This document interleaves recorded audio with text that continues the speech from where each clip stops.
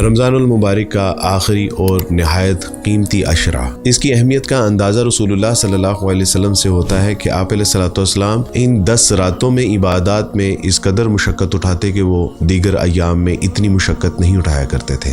آپ علیہ الصلوۃ والسلام ان 10 راتوں میں لیلۃ القدر کے حصول کے لیے خود بھی رات بھر عبادات اور قیام میں گزارتے اور اپنے گھر والوں کو بھی اپنے ساتھ جگانے کی ترغیب دیتے۔ لہٰذا ان 10 راتوں میں لیلۃ القدر کی تلاش کے لیے محض جاگنا نہیں ہے، بلکہ اللہ سبحانہ و تعالیٰ کے لیے جاگنا ہے، اللہ کی رضا حاصل کرنے کے لیے جاگنا ہے، دوزخ سے خلاصی کے لیے جاگنا ہے اور جنت کے حصول کے لیے جاگنا ہے۔ لہٰذا ان راتوں کو قیمتی بنانے کے لیے یہ 5 کام ضرور کیجیے۔ رات کو جاگنے کے لیے دن میں قیلولے سے مدد کیجیے، چاہے وہ 10 ہی منٹ کا کیوں نہ ہو۔ مغرب، عشاء اور فجر کا اہتمام کیجیے، کیونکہ لیلۃ القدر کا آغاز بعد نماز مغرب ہو جاتا ہے۔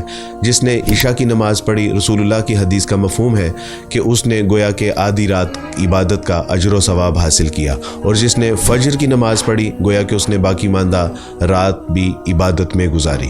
تو آپ دیکھیے کہ اگر لیلۃ القدر اس دن ہوگی تو ہمیں محض یہ 3 نمازیں اگر ہم ادا کرتے ہیں تو پوری رات عبادات میں گزرتی ہیں۔ تراویاں مسجد میں باجماعت ادا کیجیے، کیونکہ من قام رمضان کہ جس نے رمضان کی راتوں میں قیام کیا گویا کہ اس کو پوری رات قرآن پڑھنے کا اجر و ثواب ملے گا۔ تو اگر وہ لیلۃ القدر کی رات ہوگی تو ہم نے گویا کہ ساری رات قرآن پڑھنے کا اجر و ثواب حاصل کر لیا۔ تلاوت قرآن ویسے تو ہمارے شب و روز کا معمول ہونا چاہیے، لیکن رمضان بالخصوص جو ہے وہ آخری عشرے میں لیلۃ القدر کی تلاش میں اگر ہم اس کی تلاوت کریں، اور سورہ اخلاص کو ضرور پڑھ لیجئے، کیونکہ فرمایا کہ جس نے 3 بار سورہ اخلاص کو پڑھا گویا کہ اس کو پورے قرآن کے پڑھنے کا اجر و ثواب میسر آئے گا۔ صدقہ اور خیرات، ان راتوں میں خوب صدقہ اور خیرات کا اہتمام کیجیے، چاہے تھوڑا ہی کیوں نہ ہو۔ اللہ سبحانہ و تعالیٰ کو مجھ سے آپ سے کوالٹی مقصود ہے، کوانٹیٹی نہیں۔ کوشش کیجیے کہ ان قیمتی راتوں کے حصول کے لیے ان 5 کاموں کا ضرور اہتمام کریں۔ بہرحال کوئی بھی عمل اگر مسلسل کرتے جائیں تو مشکل بھی ہوتا ہے، باری بھی ہوتا ہے، بعض اوقات طبیعت پہ گراں بھی گزرتا ہے، تو اس کے لیے ایک ترتیب کو ملحوظ خاطر رکھیے۔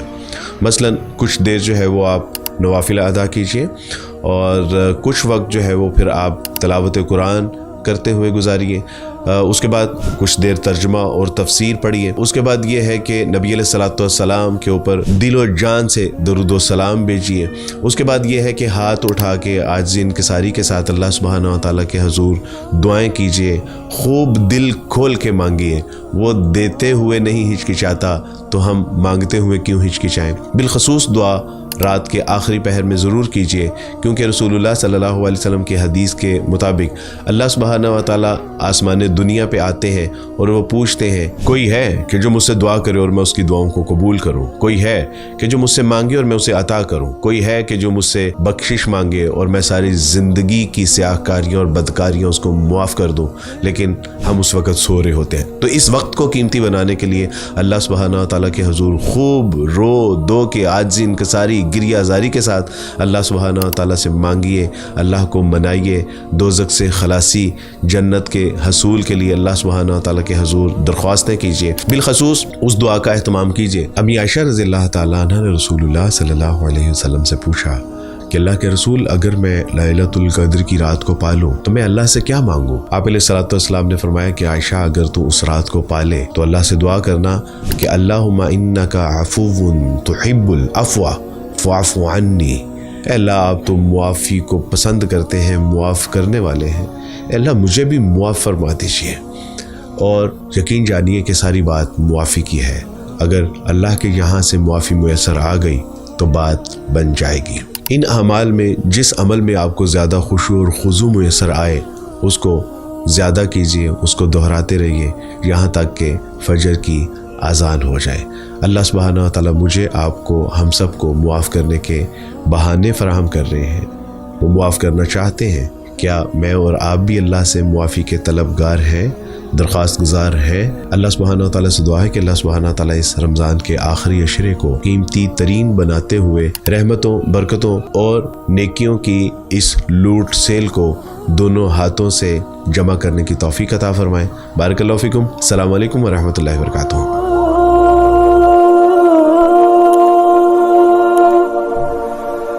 ہے